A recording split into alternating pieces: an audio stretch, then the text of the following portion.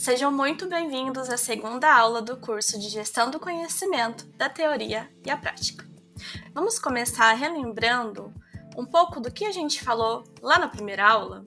Bom, na primeira aula a gente falou um pouquinho sobre o que é conhecimento, qual que é a diferença entre dados, informações e conhecimento e como eles, em conjunto, eles se transformam em sabedoria no processo de cognição humana.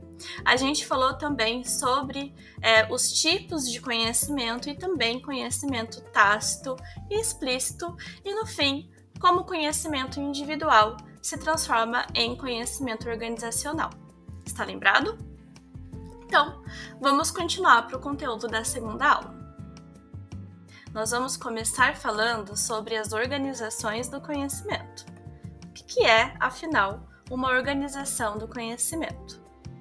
Bom, nós já vimos lá na primeira aula que todo conhecimento adquirido pelos colaboradores de uma empresa, de uma organização, juntos, unificados, se transformam no capital intelectual dessa empresa. Então, essas organizações do conhecimento são justamente essas empresas, essas organizações que utilizam capital intelectual, os conhecimentos individuais de cada colaborador, para transformar o seu próprio conhecimento e transformar isso numa vantagem competitiva no mercado.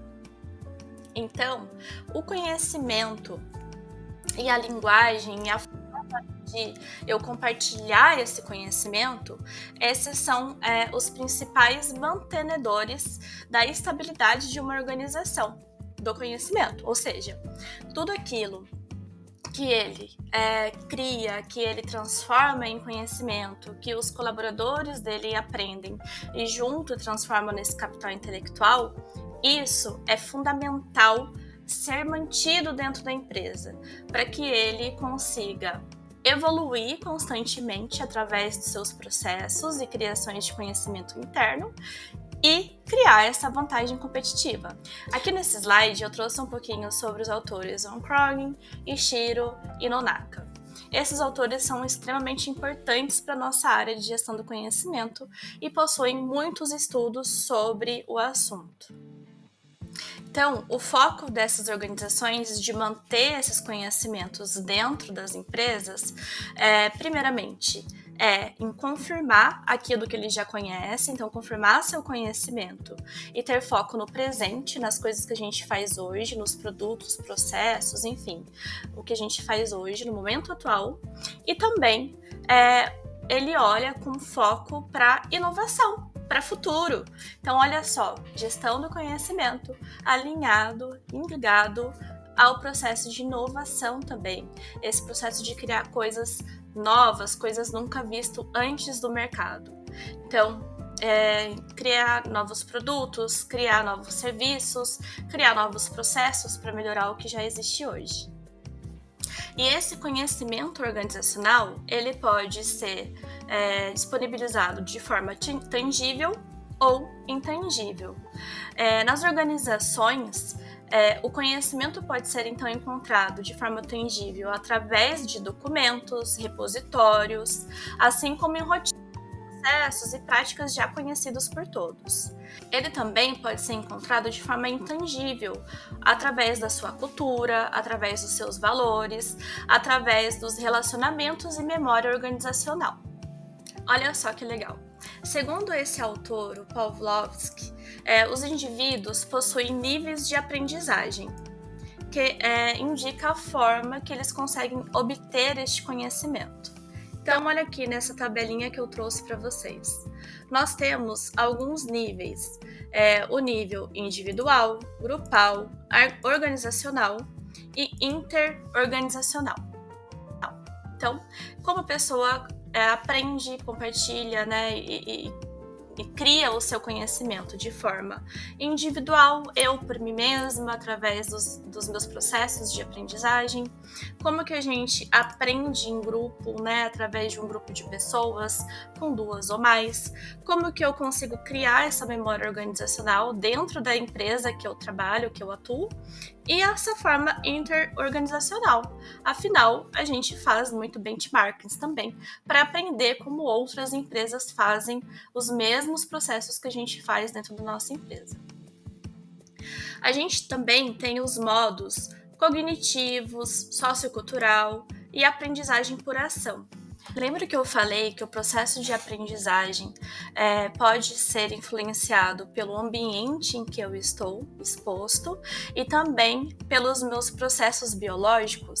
Então, aqui está claramente falando, né, que esse meu processo cognitivo e esse meu processo sociocultural que influencia, né, que é influenciado pelo ambiente, também está presente aqui, segundo Pawlowski.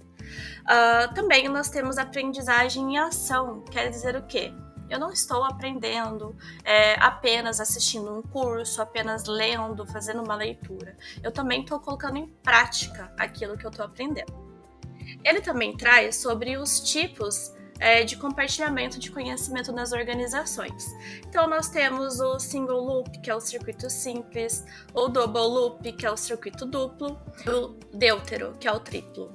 Bom, a gente tem aí formas, né, de evoluir com um looping simples, que é só processar e registrar conhecimento, e o looping duplo, que a gente tem um constante desenvolvimento, uma constante evolução da base de conhecimento, e o looping triplo, que eu também olho para a qualidade dessas bases de conhecimento.